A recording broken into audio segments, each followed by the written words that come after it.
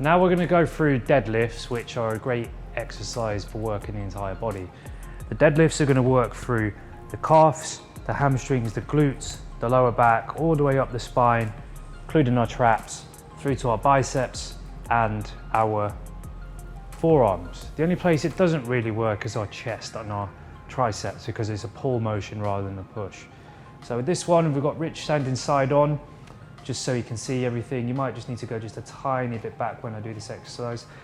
And deadlift is really important because it translates to everyday life. It's like picking something up off the floor that we're all going to have to do, so it's almost functional in that sense. First things first, when we do a deadlift, is we need to make sure in the right place. We've got quite light plates on for the purpose of the demos. This is not going to be even as it is now. We just need to make sure it is when we start. So just going to adjust the position. Going to take a neutral stance, so feet facing forward, back nice and straight. And before I do anything else, I'm just going to take the slack out of the bar. So all I'm doing is pulling the bar up to the plates and back again.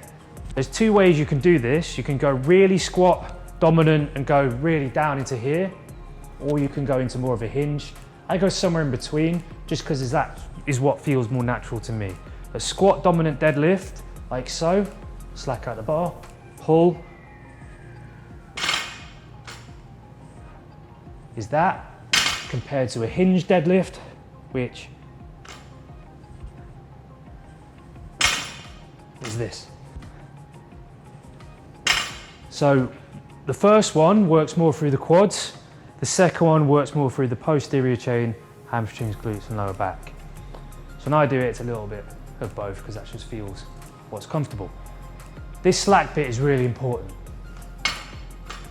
because what we do, take the slack, breathe out, and as you come back, you're going down the way you came, relax, so you've still got control of the bar, slack, pull, and back down.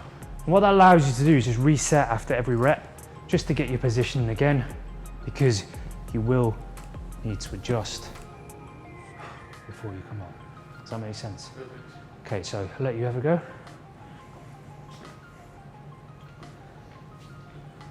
So Rich is similar to me, he's taken somewhere in between the two.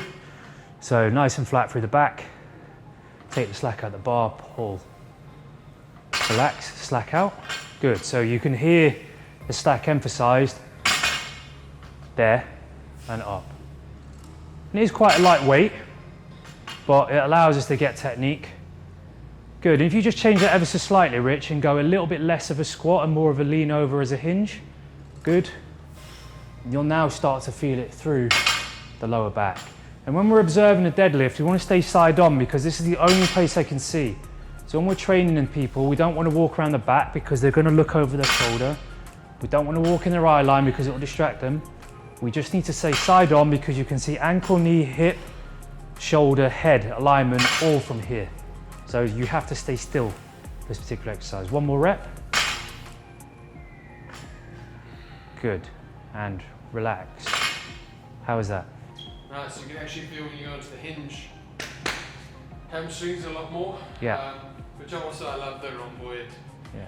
Actually, when I was going, we used to train a little bit heavier with these, and your lats feel it so much for the stability at the top. Yeah.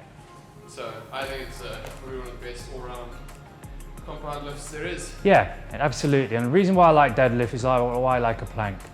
You can use it as a base for everything else. You can do presses from here, you can do cleans, you can do Olympic lifting, do all sorts of stuff that you wouldn't be able to do unless you could deadlift relatively well. So it's a good starting point for other things as well. Okay, any questions? Nope. No? That one is a deadlift with the barbell.